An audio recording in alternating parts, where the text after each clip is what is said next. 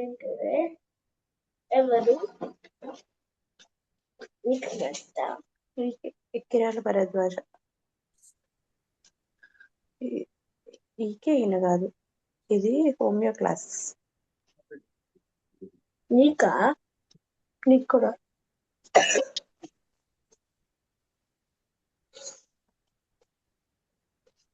వేదిక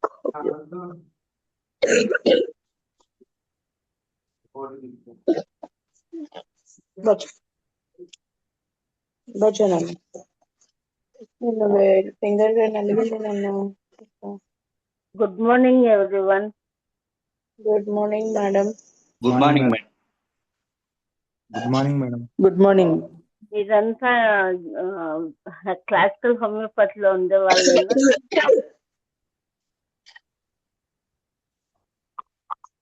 hello hello madam. నా voice వినిపిస్తుందా మీకు అందరికి?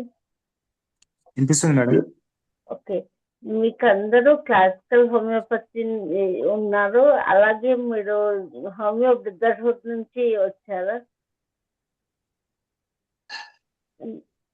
హోమియో బ్రదర్హుడ్ ఒక గ్రూప్ ఉంది కదా, అందులో చంద్రమోహన్ సార్ చెప్తూ ఉంటారు. మీ వాయిస్ వినిపించట్లేదు. నా వాయిస్ వినిపిస్తుందా మీకు? వీడియో రావట్లేదు మేడం.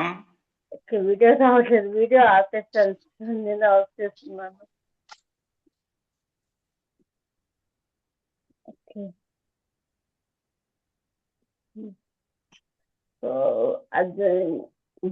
సో హోమియో బ్రదర్హుడ్ నుంచి అందరూ జాయిన్ అయ్యారు అంటే బేసిక్స్ మాకు ఏ విధంగా ఉన్నాయి అనేది అర్థమవుతుంది సార్, అందుకు అడుగుతున్నాను.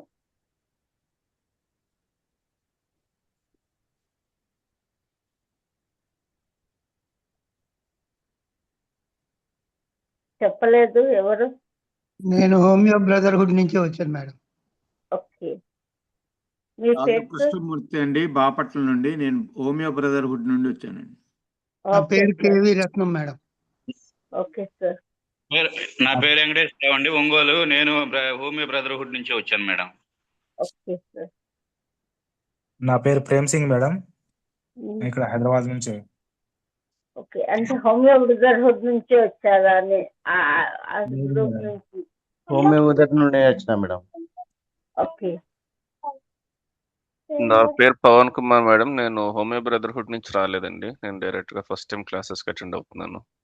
ఓకే. నా పేరు మాధవి అండి, నేను మాస్టర్ గారి ట్రస్ట్ నుంచి వస్తున్నాను. ఫస్ట్ టైం అండి అటెండ్. ఓకే అండి, నమస్కారం అండి. నా పేరు మురళి. నమస్తే అండి. నమస్తే. నమస్కారం అండి, నా పేరు శేషగిరి, హైదరాబాద్ నుంచి మాట్లాడుతున్నాను. నమస్తే అండి, చెప్పండి. మీరు కూడా అక్కడ బ్రదర్హుడ్ గ్రూప్ నుంచి వచ్చారా?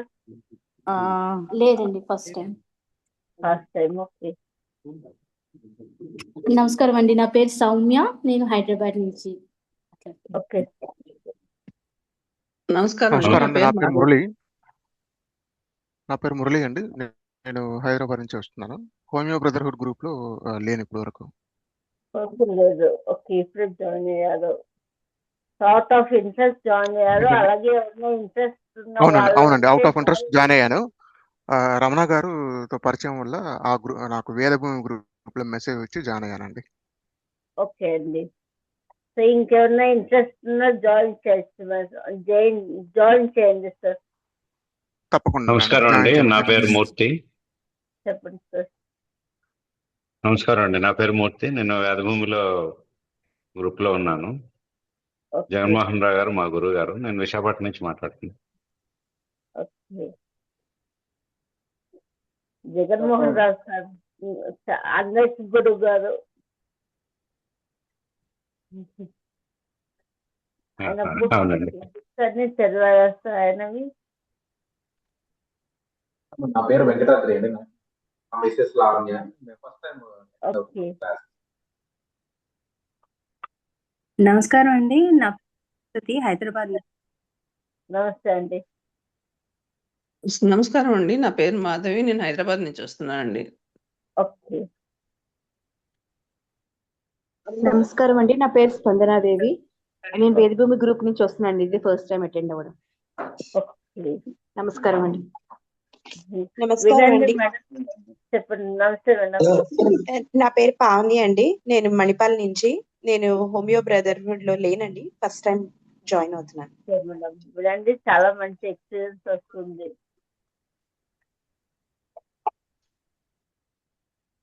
నమస్తే అండి. నా పేరు సత్యపేరి. నేను హోమియో బ్రదర్హుడ్ ఇంతకు ముందు చాలా యాక్టివ్గా ఉండేవాడిని. కొంతకాలంగా లేను. బట్ మా ఫాదర్ కూడా హోమియో కృష్ణమాచారి గారి దగ్గర నేర్చుకుని ప్రాక్టీస్ చేశారు విజయవాడలో, పేరు కామేశ్వరరావు. నేను కూడా నేర్చుకోవాలని ఇంట్రెస్ట్ ఉంటే ఇప్పటికి అవకాశం దొరికింది, అందువల్ల జాయిన్ అయ్యాను. రమణ గారు పరిచయం నాకు, ఆయన ద్వారా వచ్చాను. Okay sir.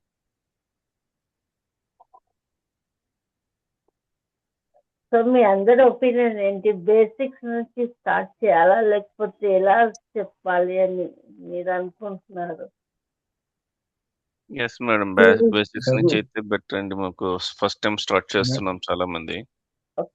చాలా మంది ఫస్ట్ టైం నుంచి కాదు అన్నట్లుంది. అందరూ హోమియో బ్రదర్హుడ్ నుంచి జాయిన్ అయ్యాము అని చెప్తున్నారు సార్.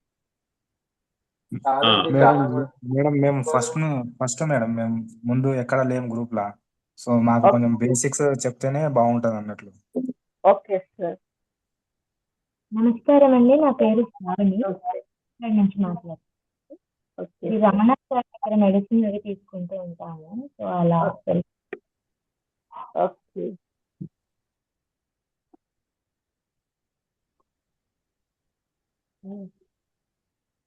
నమస్కారం అండి. నా పేరు మొహమ్మద్ ఇస్మాయిల్, గుంటూరు నుంచి. ఓకే, నమస్తే.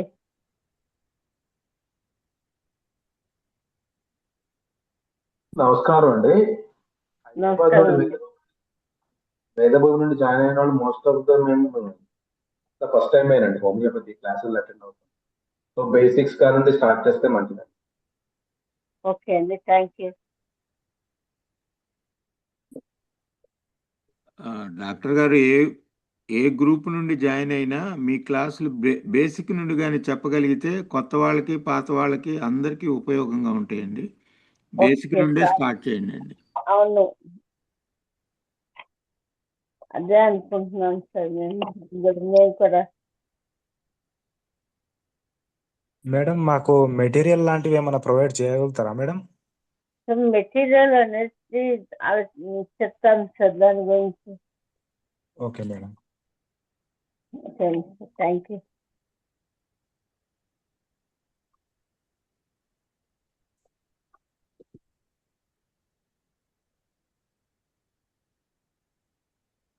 క్లాస్ చెప్పేది సార్ శ్రీరామ్లో సార్ క్లాస్ చెప్తారు సార్.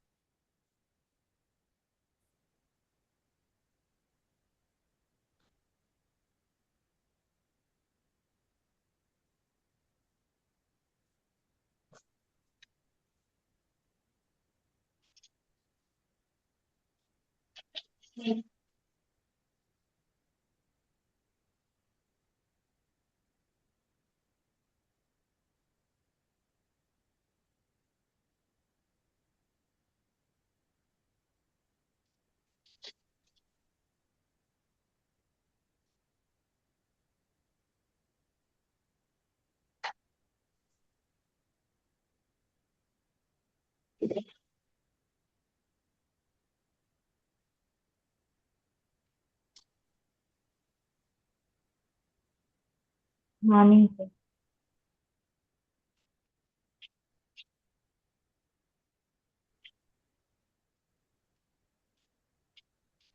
మనం ఇప్పుడు మొట్టమొదటిగా మనం మాస్టర్ గారి ప్రార్థన చేసుకుని మనం కార్యక్రమం మొదలు పెడదాం.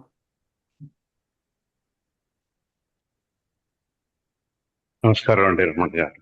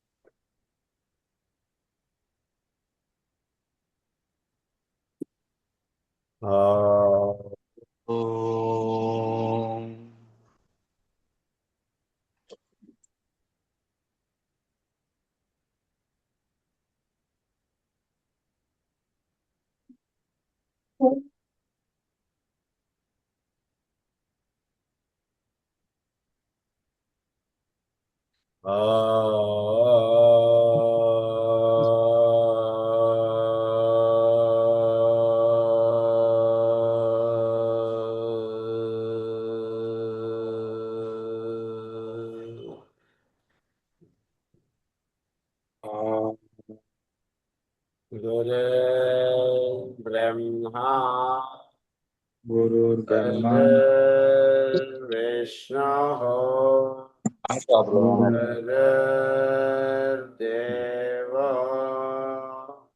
महेश्वरः गुरुः साक्षात् परं ब्रह्मा तस्मै श्री गुरवे नमः. నమస్కారం మాస్టర్. నమస్కారం నమస్కారం మాస్టర్ పిజేఆర్. నమస్కారం మాస్టర్స్. నమస్కారం మాస్టర్ ఈకే. నమస్కారం మాస్టర్స్ ఈకే. నమస్కారం మాస్టర్ ఎంఎం. నమస్కారం మాస్టర్ ఎంఎం. నమస్కారం మాస్టర్ సై వై వై. నమస్కారం మాస్టర్ వి. నమస్కారం మాస్టర్ సై వై వై. నమస్కారం మాస్టర్ వి. నమస్కారం master C V V to your lotus feet. నమస్కారం master to your lotus feet.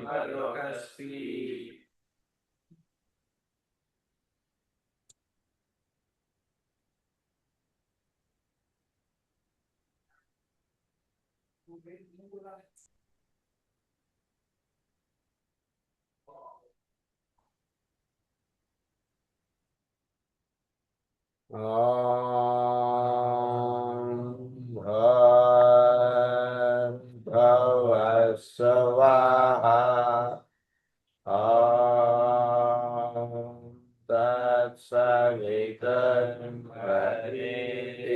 తత్సవితుర్వరేణ్యం భర్గో దేవస్య ధీమహి ధియో యో నః ప్రచోదయాత్.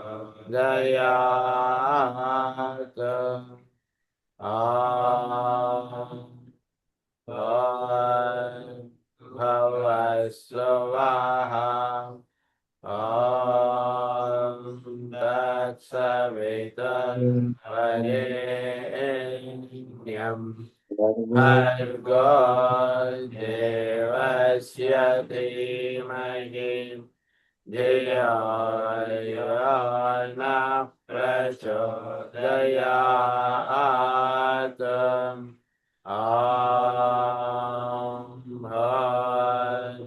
భవస్వః తత్సవితుర్వరేణ్యం భర్గో దేవస్య ధీమహి ధియో యో నః ప్రచోదయాత్.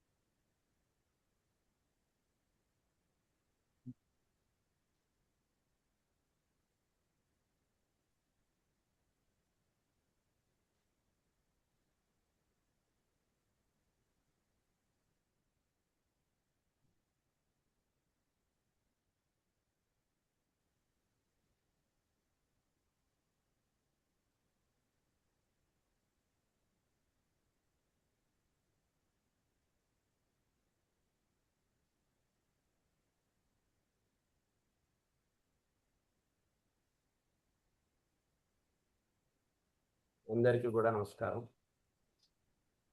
మనం ఈరోజు నుంచి ప్రతి ఆదివారం మనం హోమియో గురించి మనం చెప్పుకుంటాం. హోమియోపతి యొక్క విశిష్టత గురించి మనం వివరించుకుందాం.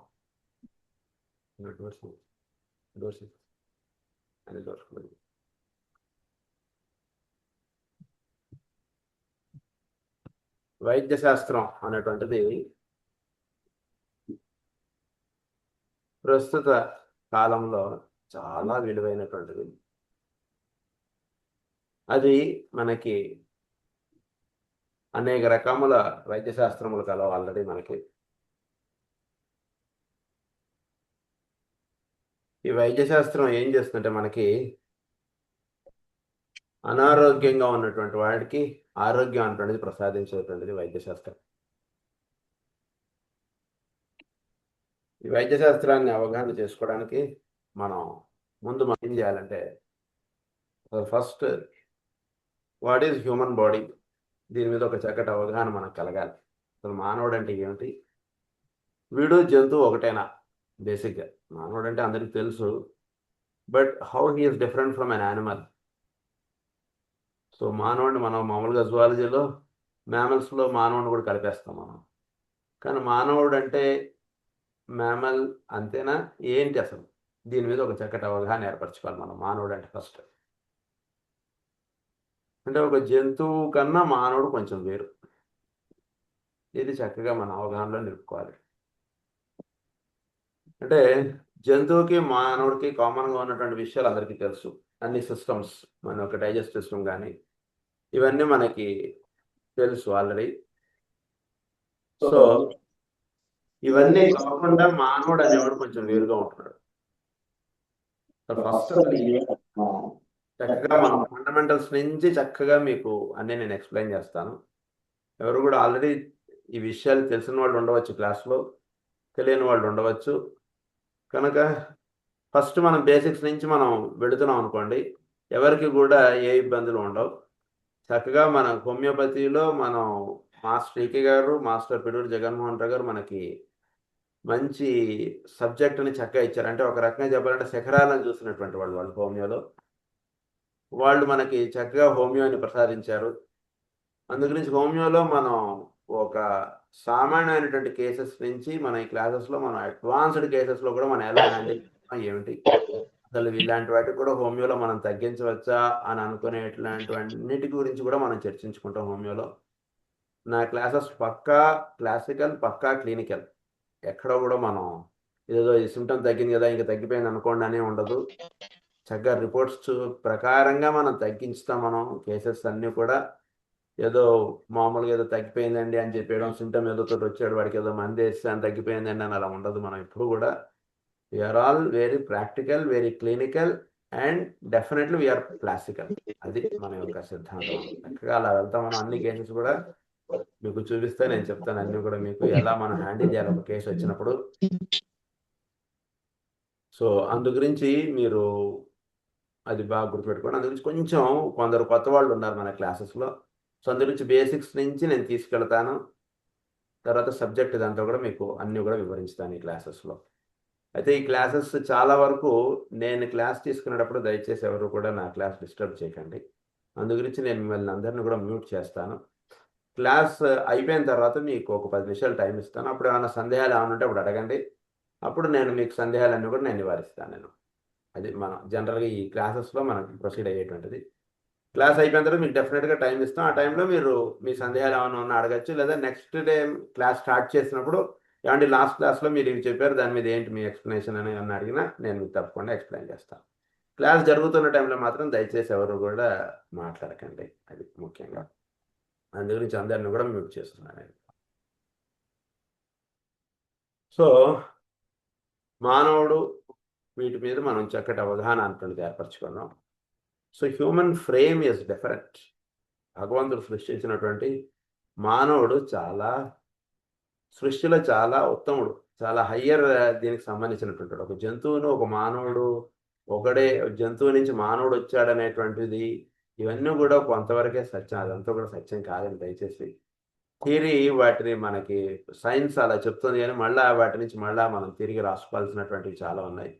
మనకి మేడం బ్లావెట్స్కీ గారు, మాస్టర్ ఈకే గారు ఇలాంటి వాళ్ళందరూ మహానుభావులు అందరూ కూడా వాళ్ళు మానవుడు ఎలా పుట్టాడు ఏమిటి రహస్యాలని కూడా మనకి ఇచ్చేశారు. అందు గురించి సింపుల్గా మనం మెడిసినల్ పార్ట్గానే మనం వెళ్ళిపోతాం ఇప్పుడంతా కూడా. సో మానవుడు అంటే is a frame of physical and other than physical he's more. ఇది ఒకటి అవగాహన పెంచుకోండి. ఫిజికల్ బాడీ అందరికీ ఉంది. ఫిజికల్ దీంతో మాత్రమే కాకుండా ఒక హయ్యర్ అన్నటువంటిది మానవుడిలో ఉంది. అంటే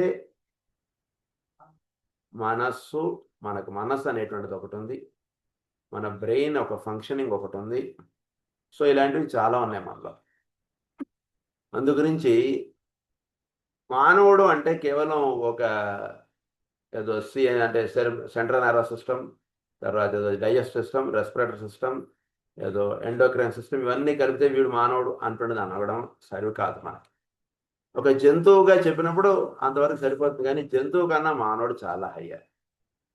అందు గురించి ఈ విషయాన్ని మనం చక్కగా అవగాహన పెట్టుకుంటే మనం ఏం చేస్తామంటే అప్పుడు మానవుడు వీడికి వచ్చినటువంటి ఒక ఇబ్బందిను జంతువుకి వచ్చిన ఒక ఇబ్బంది రెండు ఒకటిగా మనం హ్యాండిల్ చేయం. Because he's more than an animal. Is not just an mammal, is more than an mammal. అది మానవుడు అంటే. అంటే మనకు ఉన్నటువంటి మనస్సు ఒక జంతువుకు ఉండదు కదా, కనుక అది మనం ఒకటే అని చెప్పడం కొంతవరకే కరెక్ట్. గురించి మానవుడు అంటే చాలా ఉత్తముడు. సృష్టిలో ఒక మానవుడిని ఒక ఉత్తముడుగా భగవంతుడు సృష్టించాడు. అందు గురించి వాడిని హ్యాండిల్ చేసేటువంటి విధానం వేరుగా ఉంటుంది, ఒక జంతువుని హ్యాండిల్ చేసేటువంటి విధానం వేరుగా ఉంటుంది. ఒక జంతువుకి జబ్బు వస్తే దాన్ని హ్యాండిల్ చేసేటువంటి విధానం ఒక రకంగా ఉంటే, మానవుడికి జబ్బు వస్తే దాన్ని హ్యాండిల్ చేసేటువంటి విధానం వేరుగా ఉంటుంది. కోల్డ్ వచ్చింది జలుబుకి, జంతువుకి జలుబు వచ్చి మానవుడికి జలుబు వస్తే రెండు ఒకటేనా అండి అంటే రెండు ఒకటి కాదండి అంటాం మనం. ఎందుకంటే మానవుడికి జలుబు వచ్చిందంటే దానికి కారణాలు వేరుంటాయి, దానివల్ల వాడు బాధపడుతున్నది వేరుగా ఉంటుంది, ఒక జంతువు బాధపడుతున్నది వేరుగా ఉంటుంది. వీటికి చాలా ఉన్నాయి. అంటే మానవుడు అంటే ఏంటి అసలు? Is a complete system, complete unit. He is working as a single unit. ఈ సింగిల్ యూనిట్లో వాడికి జలుబు చేసినప్పుడు వాడికి ఎక్కడెక్కడ తేడాలు ఉన్నాయి అవన్నీ కూడా జలుబు కింద మనం కన్సిడర్ చేయాలి. మనం జలుబు అంటే కేవలం రన్నింగ్ నోస్, కొరైజా ఇంత మాత్రమే మీరు అనుకోకండి. ఇంకా వేరే వాటిలో వాడికి ఎక్కడైనా ఇబ్బందులు ఉన్నాయంటే, జలుబు చేసింది కొంచెం ఒళ్ళంతా బాగా అలసటగా ఉందండి, కాసేపు పడుకుందాం అని ఉంది. అదేంటి జలుబు చేస్తే పడుకోవడం దీనికి ఏంటి సంబంధం? మీకు జలుబు చేసింది కదా పడుకోవడం ఇదేంటి, పడుకోవాలనిపిస్తోందండి అంటాడు మానవుడు. బాగా జలుబు చేసేసింది సార్, నేను ఇవాళ ఆఫీస్కి వెళ్ళానండి, I want to take rest అంటాడు. మరి జంతువు అలా అనదే. కనుక దాని కోల్డ్ వేరు, మానవుడు కోల్డ్ వేరు. బేసిక్గా అవగాహన చేసుకోవడం చెప్తున్నాయి కనుక.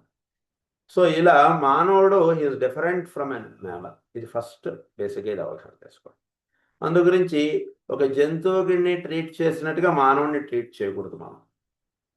ఇది బేసిక్గా ఇది అవగాహన చేసుకోండి. ఒక జంతువుని ట్రీట్ చేసేటప్పుడు ఫాలో అయ్యే స్టెప్స్ వేరు, ఒక మానవుడిని హ్యాండిల్ చేసేటప్పుడు ఫాలో అయ్యేటువంటి స్టెప్స్ వేరు. ఇది బేసిక్గా. సో దీన్ని బట్టి అవగాహన చేసుకుంటే అప్పుడు what is homeopathy, what is the role of homeopathy with respect to a man. So homeopathy, it is a system of medicine found by Dr. Samuel Hahnemann. He is from German.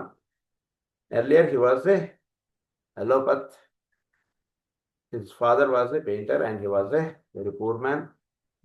And he got selected in Erlangen University from, it is Meissen where he born.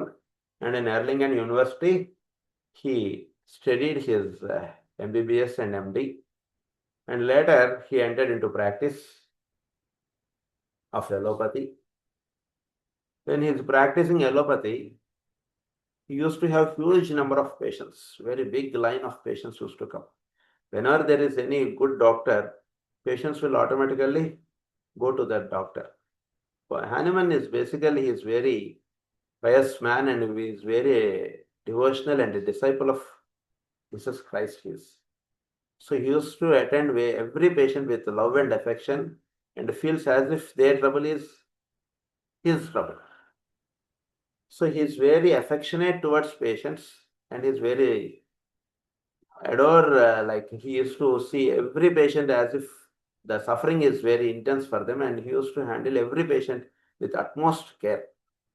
Not just by writing simple medicine, go and take this medicine. Not like that. He used to handle. With very much care, he used to handle every trouble of the patient. So that he used to practice allopathy, and he practiced allopathy for 3 to 4 years, something like.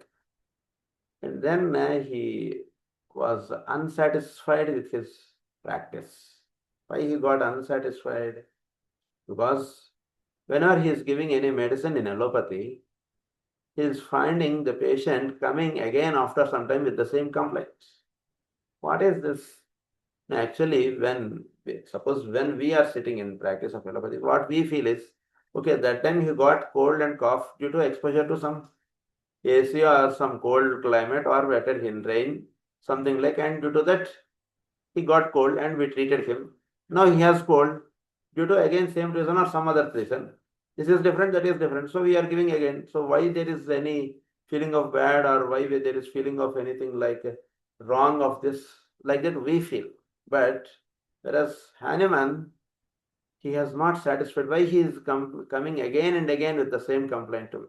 That means I am unable to treat him very well or permanently. He is coming, I am giving medicines. We give medicine for any patient. Should be treated forever, or a permanent cure should be established. What is this coming again and again with the same complaint? So there is something wrong. Either it is wrong in the system or wrong with me. So he checked himself. Is there any wrong with me in prescribing? No.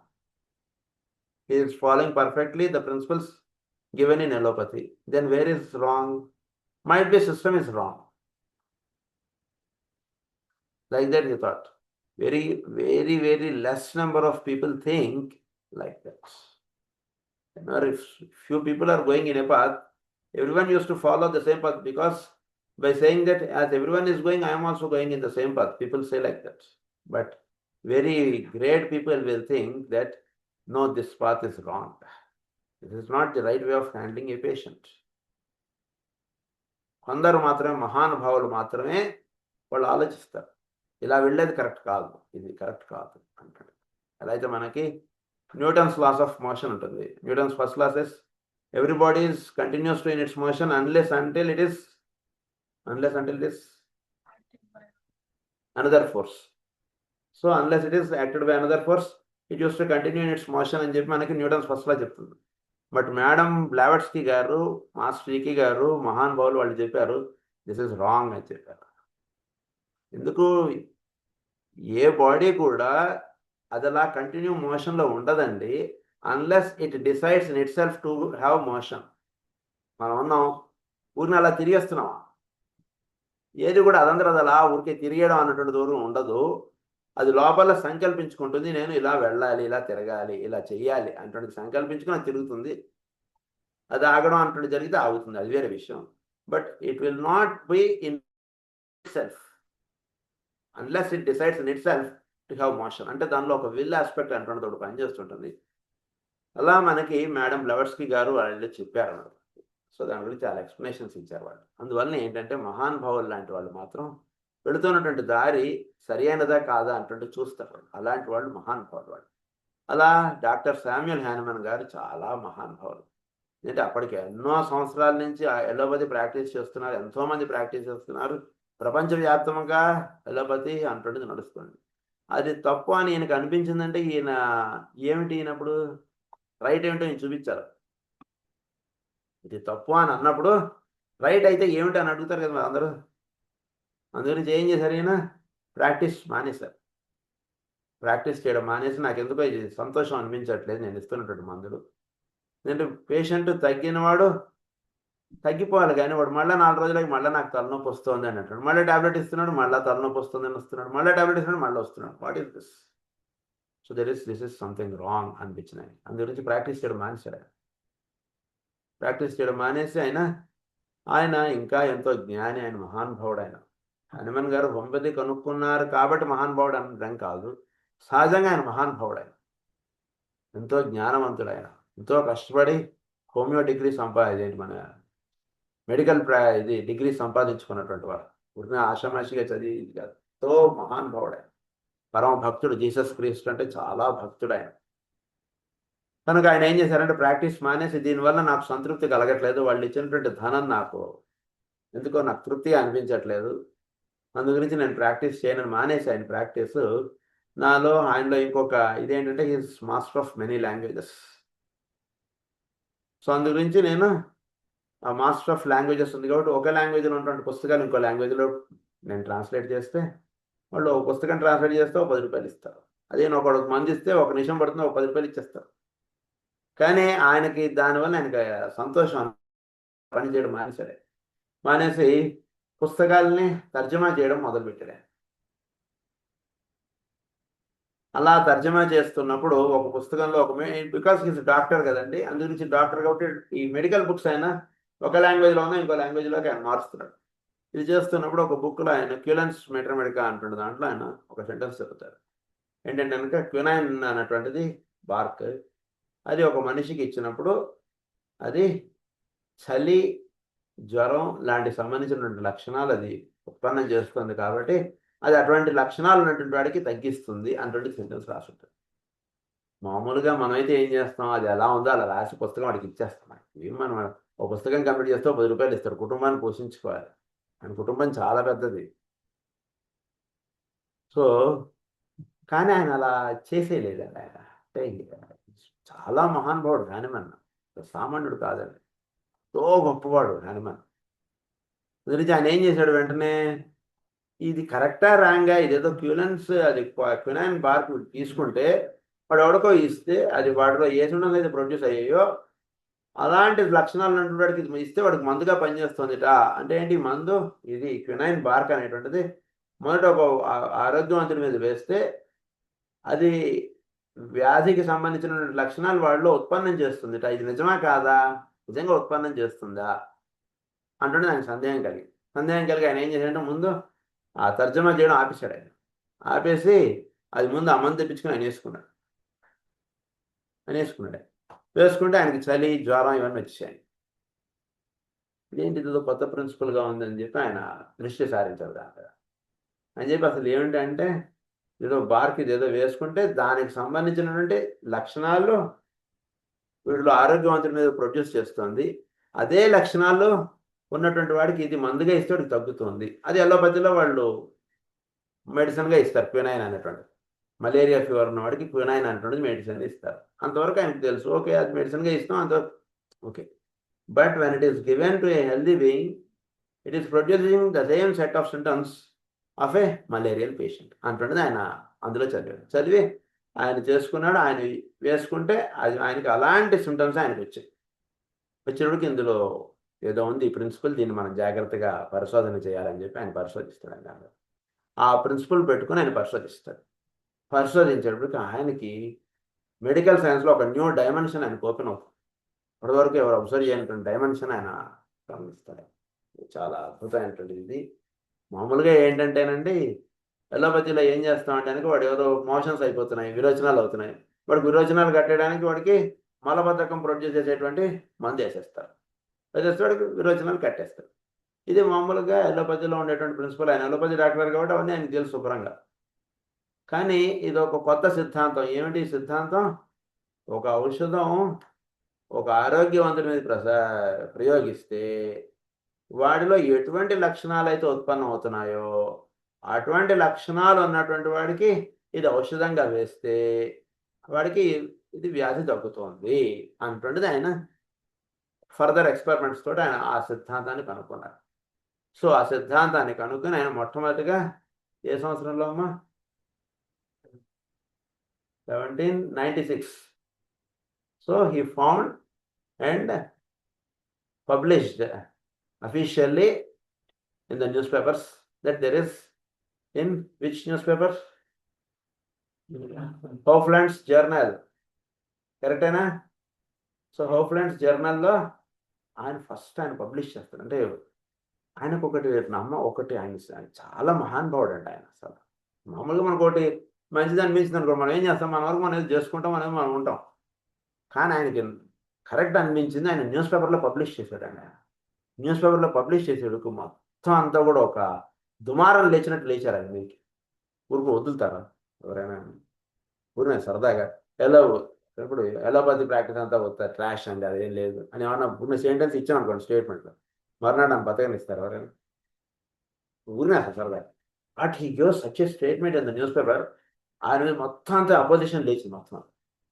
ఆయన opposition లేచినప్పటికి ఎక్కడ కూడా దేనికి భయపడలేదు ఆయన, అసలు భయపడలేదండి ఆయన.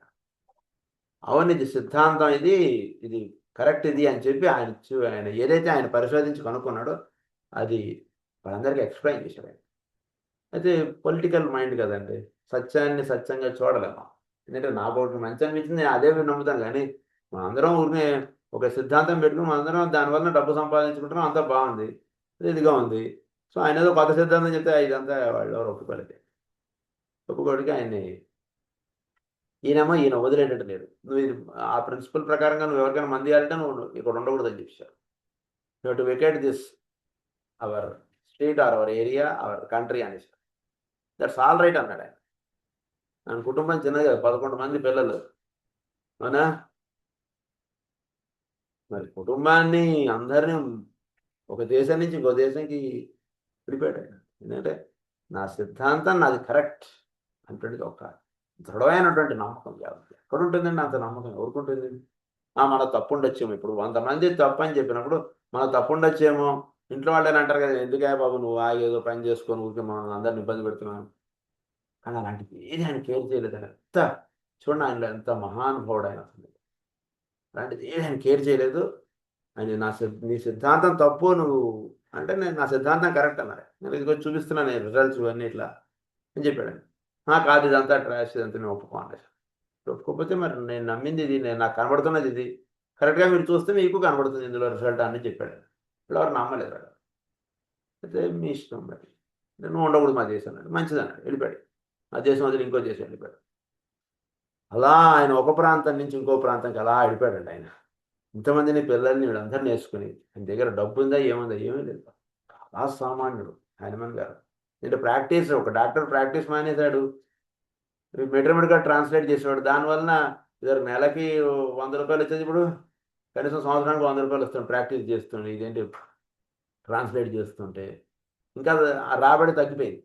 ఇప్పుడు ఆ ట్రాన్స్లేట్ చేయడం కూడా తగ్గించాడు ఆయన. ఎందుకంటే ఈ కొత్త సిద్ధాంతాన్ని ఒకటి కనుక్కొని దానిలోకి ఆయన యొక్క మొత్తం టైం అంతా దానికి స్పెండ్ చేయడం మొదలుపెట్టాడు. ఇప్పుడు సిద్ధాంతాన్ని కనుక్కున్నాడు, ఇచ్చేస్తున్నాడు, మందులు ఇస్తూ ఉన్నాడు. పేషెంట్స్కి విపరీతంగా జనాలు వచ్చేస్తున్నారు. ఒకసారి ప్లేగ్ వ్యాధి వస్తుంది. అక్కడ ప్లేగ్ వ్యాధి వస్తే కనుక ప్లేగ్ వ్యాధికి అలోపతిలో మనకి జనాలు చచ్చిపోతున్నారు. ఈయన దగ్గరికి వచ్చేసారు. ఈయన బ్రహ్మాండంగా అందరికి మందులు ఇస్తుంటే అందరికీ తగ్గిపోతుంది. చాలా అందరికి కూడా ప్లేగ్ బాగా తగ్గించారు. మమ్మీలో మంది వేసేసి చాలా సంతోషం వేసేసింది, అందరికి కూడా తగ్గిపోయింది. అలా ఒకసారి ప్లేగ్ వ్యాధి హోమియో ద్వారా, హోమియో సిద్ధాంతం ప్రకారం నేను మందు ఇచ్చాడు, తగ్గిపోతుంది. అప్పుడు ఇంకొకసారి ఏం జరుగుతుందంటే, ఒకసారి ఒక వ్యక్తికి ఆయాసం ఉంటుంది. ఆయాసం ఉంటే కనుక వాడికి రోజు మందు ఇస్తున్నాడు, అయినా వాడికి ఏదో తగ్గట్లేదు. తగ్గట్లేదంటే ఒకరోజు ఏమో మందు వేస్తే వాడికి బాగా తగ్గిపోయింది. ఏమిట్రా నీకు ఎలా తగ్గిందిరా అంటే, మీరు మంది ఇచ్చారు కదంటే తగ్గిపోయింది. అలా కదరా నాయన నిజం చెప్పురా అంటే, రోజు అదే మంది ఇస్తున్నాను నీకు తగ్గలేదు, ఈరోజు నీకు ఎలా తగ్గింది ఏంటి, అసలు ఏం చేసావు ఏమిటనంటే, వాడు అలాగా సార్ నిన్న తప్పు అయిపోయిందండి, నిన్న నేను టీ తాగుతుంటే అందులో తెలియకుండా ఒక బొద్దింక పడిందండి, దాన్ని తీసి పడేసాను నేను, ఆ టీ తాగేసాను నేను, ఎందుకు వేస్ట్ అని చెప్పాడు. పాప బొద్దింక పడింది సార్, బొద్దింక కదా టీ పారపోసుకుంటామండి అని బొద్దింకని బయటపడేసి టీ తాగేసానండి. టీ తాగేసానండి, నాకు ఎందుకో ఇవాళ కొంచెం ఆయాసం బాగా తగ్గినట్టుగా ఉందండి, హాయిగా ఉందండి నాకు. మీరు మంది ఇచ్చారు కదా సార్ దానివల్లనే తగ్గిందండి అన్నారు. మనకి ఏమనిపిస్తుంది, కరెక్టే, మనం మంది కరెక్ట్గా చేసాం అది. కానీ ఆయన మహానుభావుడు. ఆయన ఆలోచిస్తారు వెంటనే, దీనివల్ల కాదు తగ్గింది, ఇప్పుడు బొద్దింక టీలో పడింది కదా దానివల్ల వాడికి తగ్గిందని చెప్పి బొద్దింకని ఆయన మందుగా తయారు చేస్తారు. ఆయన బొద్దింకతోటి మందు ఎలా చేయాలని చెప్తాను తర్వాత. మీకు హోమియో ఆయన ఎలా కనుక్కున్నాడు అంటే కొంచెం ఉదాహరణ చెప్పుకొని మనం చదువుతాం. ఆయన ఇది కనుక్కుని ఆయన బొద్దింకని అది దాని మీద ఎక్స్పెరిమెంట్ చేశారు. ఎక్స్పెరిమెంట్ చేసి దాని నుంచి మందు తయారు చేసి అది ఆయాసంకి మందు చేస్తే బ్రహ్మాండంగా ఆయాసం ఇన్హేలర్లు వాడాల్సినటువంటి వాళ్ళకు కూడా ఇన్హేలర్లు వాడకుండా తగ్గించగలిగేటువంటి ఔషధ గుణాలు అందులో ఉన్నాయంటున్నది ఆయన తెలిసి అద్భుతం. అలా ఆయన అదొక ఔషధం కనుక్కున్నాడు. ఇంకొకసారి ఏమైంది, ఒకసారి పేషెంట్ వచ్చాడు ఇంటికి. వస్తే కనుక అప్పుడేమో మందు అయిపోయింది ఇంటికి, బాటిల్లో మందు అయిపోతే ఎట్లా మరి మందు లేదు, నువ్వు రా ఎల్లుండి రా అంటే పేషెంట్ అల్లాడిపోతాడు. మీరు ఏం చేసాడు ఈయన, సరే వాడి పేషెంట్కి వాడికి ఊరినే అసలు మీకు మంది ఇచ్చా అన్నటువంటి తృప్తి అయిన వాడికి కలిగిస్తే పర్లేదు సార్ నేను మంది ఇచ్చారు మరలా మా రేపు రా నాయన అని చెప్తే ఇవన్నీ చేసుకున్నాడు. సరే ఏదో రేపు వస్తాడు. ఏమి చేతిలో ఇవ్వకుండా నువ్వు రేపు రా అంటే వాడు ఇదైపోతాడు కదా. అందుకే ఆయన ఏం చేస్తాడంటే ఆ బాటిల్లోనూ కొంచెం నీళ్లు పోసి నీళ్ళలో కదిలిచ్చేసేసి ఆ నీళ్లు తాగేసేసి ఇచ్చేసాడు. ఇప్పుడు తాగేసి మళ్ళీ రేపు రా నాయన అని చెప్పాడు. సరే ఆ నీళ్లు తాగేసాడు, మంచిది సార్ అని చెప్పి వాడు వెళ్ళిపోయాడు. అది మర్నాడు వచ్చి ఈరోజు ఇంకా బాగా తగ్గిందంటే నాకు రోజు కన్నా బాగా తగ్గిందని మనం ఏం చేస్తాం, మనం నవ్వుకుంటాం. ఈడ పిచ్చోడు రా ఆయన, నీళ్ళు ఇస్తే అది తాగేసి బాగా తగ్గిందని అనుకుంటున్నాడు అంటే మనకి ఇది అనిపిస్తుంది. సర్లే అని చెప్పి ఏదో మనం ఇద్దాం అనుకుని మంది ఇచ్చేస్తాం. కానీ ఈయన అలా చేయలేదు. ఏంటి ఇందులో ఏదో రహస్యం ఉంది. ఇది వాడికి పిచ్చోడు కదా, వాడు చిన్న పేషెంట్, వాడు పిచ్చివాడు కాదు. వాడు చెప్తున్నాడు నాకు బాగా తగ్గిందని.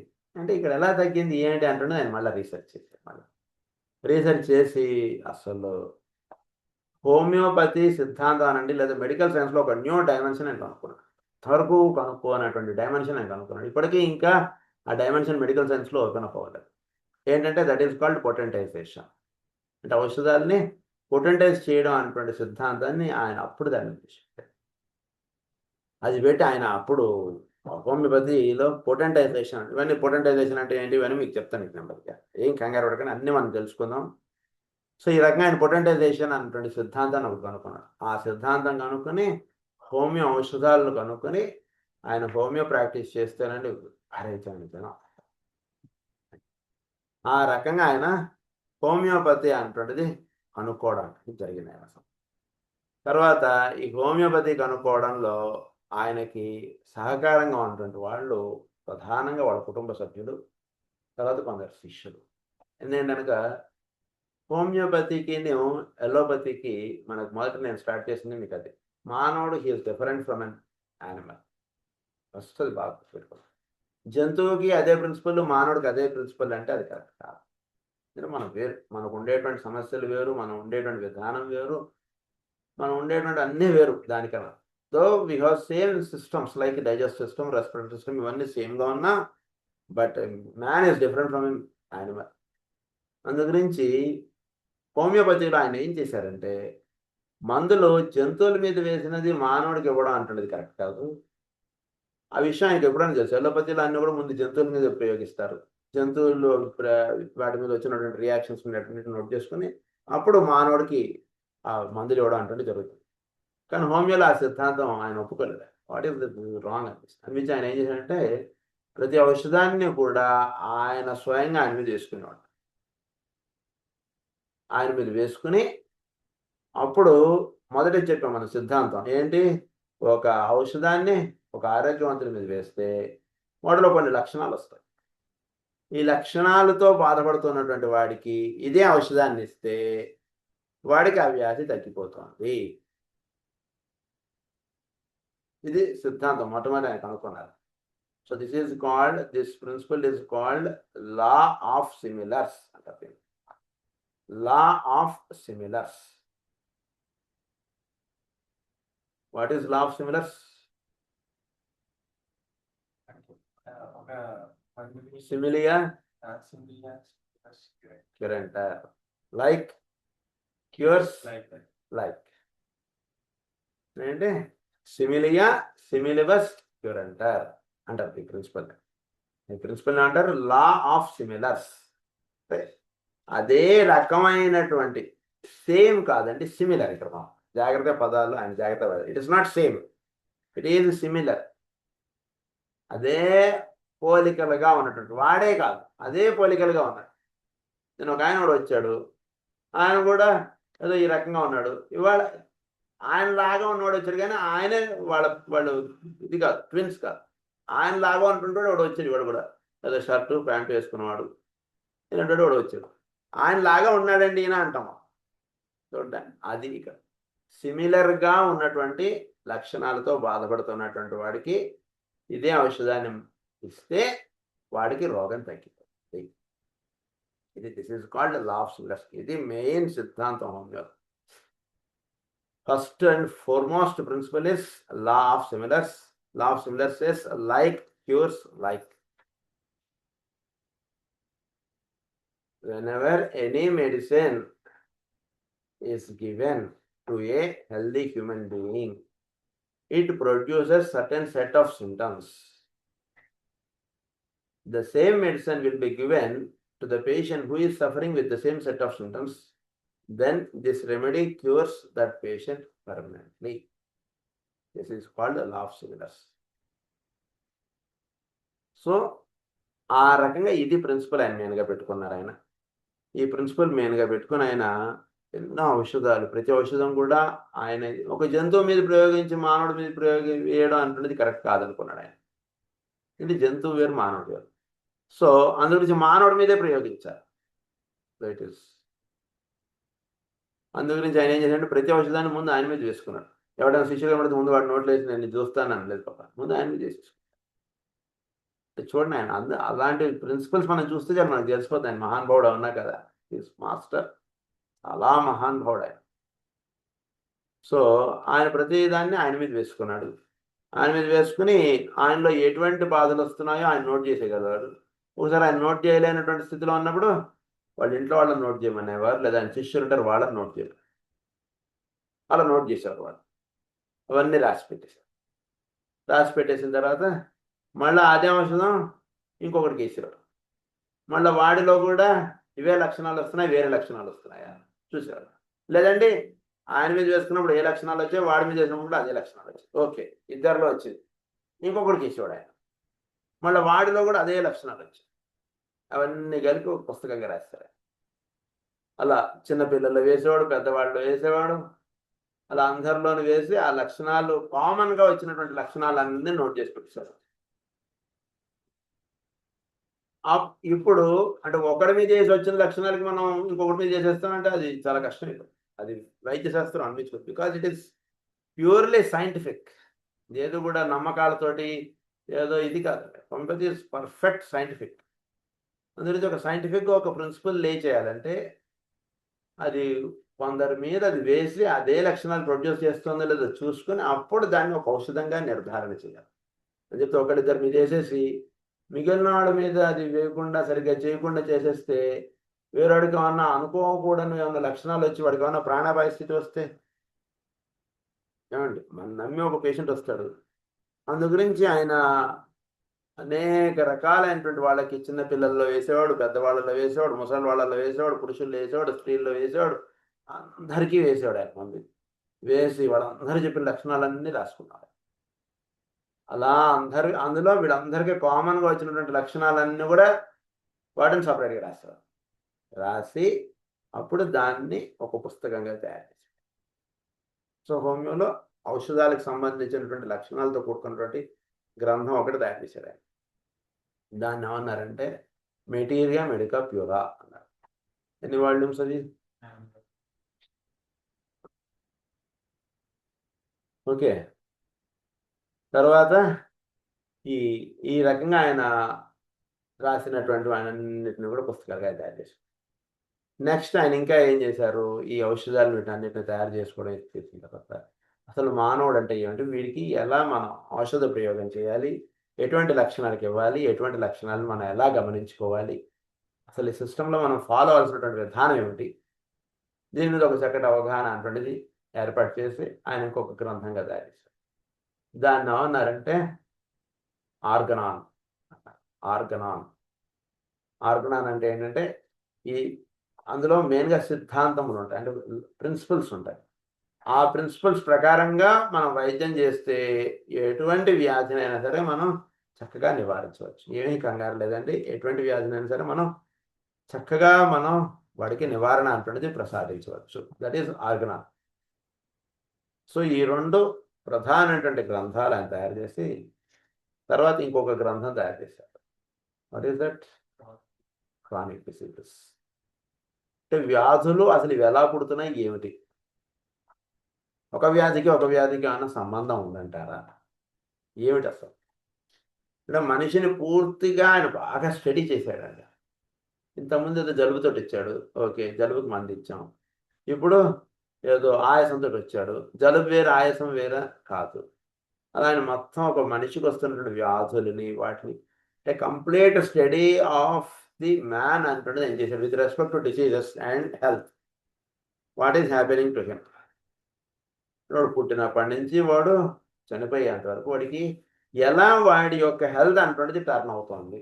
ఫస్ట్ చిన్నప్పుడు పుట్టగానే వాడు జలుబు చేసి వాడికి ఏదో మందులు వేస్తాం, తర్వాత ఏదో వాడికి ఏదో దగ్గు వచ్చిందను, ఏదో ప్రాబ్లం వచ్చింది, లేదా ఏదో కిడ్నీ ప్రాబ్లం వచ్చింది, దానికి ఏదో ఔషధాలు తీసుకున్నాడు. తర్వాత ఇంకో 10 ఏళ్ల తర్వాత వాడికి ఏదో లంగ్స్ ప్రాబ్లం వచ్చింది, దానికి మందులు వేసాం. ఆ తర్వాత ఇంకో 10 ఏళ్ళకి ఏదో హార్ట్ ట్రబుల్ వచ్చింది, దానికి ఏదో మందులు.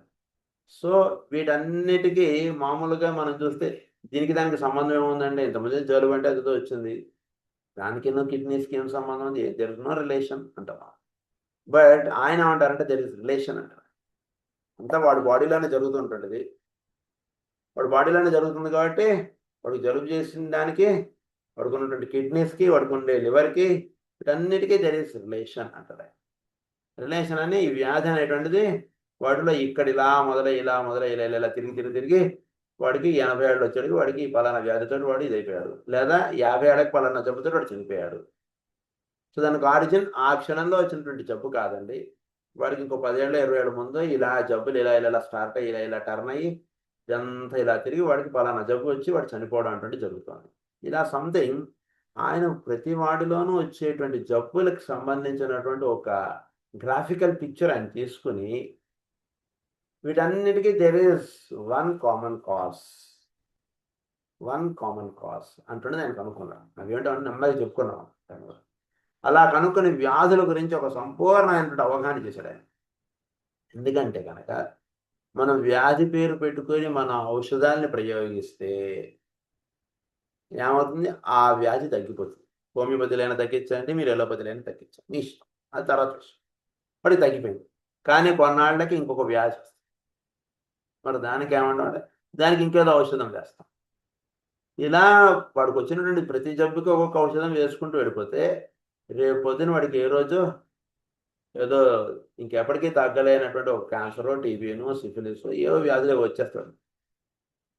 కనుక వాడికి చిన్నగా ఉన్నప్పుడే వాడికి జబ్బుని జాగ్రత్త అవగాహన చేసుకొని ఆ వ్యాధిని మూలాలతోటి తీసేసేయాలి మనం ఎక్కువగా. అప్పుడే వాడికి భవిష్యత్తులో ఇంకే జబ్బులు రావు. అది మెయిన్. నా దగ్గరికి ఏదో జలుబుతో వచ్చాడు, వాడికి తగ్గించేసానా లేదా, ఎలా తగ్గించాను? 1 డోస్ తోటి తగ్గించానా, 4 డోసులు వేసానా, ఆర్సనికాల్ వేసి, ఎలియంస్ వేసి, పల్స్టెలా వేసి తగ్గించానా? It's all immaterial. మనం ఏ వేసి తగ్గించాం ఏమిటి అనేటువంటి ఫస్ట్ వాడికి ఏంటంటే మన దగ్గర జబ్బు తగ్గిన తర్వాత వాడికి ఇంకా మళ్ళా రేపొద్దున ఇంకో జబ్బు రాకూడదు. వాడికి ఇంకొక వ్యాధి వచ్చింది అంటే మనం డాక్టర్ పరంగా మనం అంటే ఎస్కేప్ అయిపోవచ్చు, దీనికి దానికి ఏముందని సంబంధం అన్నది. బట్ డెఫినెట్గా there is relation in his body to one system of medicine to another system of his digest system to respiratory system to endocrine system. వీటన్నిటి ఒక సిస్టమ్కి దెర్ ఇస్ రిలేషన్. ఏది రిలేషన్ లేకుండా లేదు. దానికి సపరేట్ ఇళ్ళు కట్టుకోలేదు. అన్నీ కూడా ఒకే ఇంట్లో ఉంటున్నాయి. ఒక మనిషికి సంబంధం లేకుండా ఉంటున్నా అందరూ కూడా ఒకే కుటుంబంలో సంపాదించారు. గురించి ఇంట్లో ఒకరికి కష్టం వస్తే వాడికి వచ్చింది సార్ కష్టం, నాకేమిటి సంబంధం అటువంటిది ఎలా అయితే ఉండరో అలా బాడీలో ఒక సిస్టమ్కి ఎప్పుడైతే డ్యామేజ్ అయిందో అది మిగిలిన సిస్టమ్స్ మీద కూడా దాని ప్రభావం పడుతుంది. ఒకటి జబ్బుతో పడుకున్నాడు అనుకోండి, మనం పండగ చేసుకుంటాం. వాడికి జ్వరం వస్తే మనం ఎందుకు చేసుకోకూడదండి? మన నలుగురం మనం పండగ చేసుకున్నాం. వాడు పడుకున్నాడు, వాడికి పాలు ఇచ్చేద్దాం, నీళ్ళు ఇచ్చేద్దాం. మాకు వద్దు సార్, వాడికి పడుకుంటే మనకెలా మనం చేసుకుంటామండి ఫంక్షన్, పర్లేదు వచ్చి ఇంకో పండగ చేసుకుందాం మనం అని ఎలా అయితే మనం అందరం అంతే కదా. అది ఎలా అయితే అంటామో మన హ్యూమన్ బాడీలో కూడా ఒక సిస్టమ్ దెబ్బతిందంటే మిగిలిన సిస్టమ్స్ అన్నీ కూడా సెట్ అవుతుంటాయి వాటికి తగ్గట్టుగా. దాన్ని ఎలా అయినా సరే కాపాడుకుందాం, దాన్ని తొందరగా దాన్ని ఆ బాధల్లో వచ్చి దాన్ని బయటకు తీసుకొద్దాం, అందరూ కూడా కలిసి ఉందాం, దాన్ని సపరేట్గా మనం వదిలేసి మన పాటి మనం ఉందాం అంటున్నది ఎప్పుడూ అనుకోదు మన హ్యూమన్ బాడీ. మన హ్యూమన్ ఎలా అయితే మనం అనుకోమో మన బాడీ కూడా అలానే అనుకోదు. అలా అందుగురించి దీనికి దానికి సంబంధం లేదని అనుకోకూడదు ఎప్పుడు కూడా. ఈరోజు ఒక సిమ్టమ్ వచ్చింది అంటే దీనికి ఇంకో 10 ఏళ్ల తర్వాత ఇంకో సిమ్టమ్ వచ్చింది, దానికి దీనికి సంబంధం ఉంది. ఈ సిస్టంలో సరిగ్గా మనం మందులు ఇచ్చి తగ్గించలేదు. అందు గురించి 10 ఏళ్ల తర్వాత ఆ వ్యాధి అక్కడి నుంచి నెమ్మదిగా ప్రయాణించి ఇంకో సిస్టంలోకి వెళ్ళింది అని ఆయన కనుక్కున్నాడు. ఇలా ఒక వ్యాధుల గురించి ఎంతో వివరంగా ఆయన కనుక్కున్నాడు. అంటే భగవంతుడు సృష్టి ఎలా చేశాడు అనేటువంటిది గమనించుకుంటే మానవ దేహం ఎలా ఉంది అనేటువంటిది అవగాహనలోకి వచ్చింది ఆయన. అందురించి ఈ హ్యూమన్ ఇదేంటి మన యొక్క సృష్టి సోలార్ సిస్టమ్ ఎక్కడ కూడా మన సృష్టిలో కూడా ఎక్కడ దేనికైతే సపరేట్గా ఉండట్లేదు, అంతా కూడా ఒక యూనిట్గా పనిచేస్తున్నాయి. ఒక ప్లానెట్కి ఇంకో ప్లానెట్కి నాకేం సంబంధం, దానితో నా పాటి నేను ఉంటాను అంటుండేది లేదు. అంతా కూడా ఒక యూనిట్గా పనిచేస్తుంది. That is called system, solar system అంటాం. అలాగే this is called human system. ఇందులో అనేక రకాల సబ్ డివిజన్స్ ఉండొచ్చు కానీ but this all comes under one unit. బాగా గుర్తుపెట్టుకోవాలి. Human body is one unit. Skin is not different from him. Digestive system is not different from him. He is main. To him, these are all the systems that are included in him. And one of the principle, definitely we all should remember that. What is a man? And first, everyone should understand what is a man. So when we are handling a disease, suppose if there is any fire on Diwali, so we are playing with fireworks. So we handle the fire in such a way that it will not disturb or it will not harm anyone. There we play fires. We keep all our fireworks or one by one over there where it will not harm anyone or it will not enter into anybody's house. There we play with the fireworks. Suppose in case if we mishandle, what happens? That fireworks enters into inside the house and it bursts or it causes fire inside the house if we mishandle it. So the well-intelligent person, how he plays with the fireworks is, he keeps his fireworks or his all in separate place where there will not enter any fire, and one by one he picks and he keeps and he lights it. The same way, in our human body also, when we are handling any disease, that disease, when we are giving any medicine to the disease, that disease should go out, but not should go in.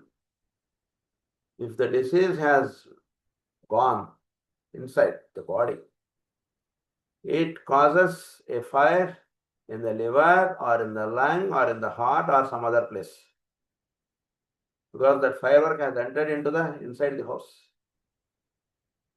So a well-intelligent doctor understands or links the earlier symptoms to the present symptoms, and he suspects what will happen in the future.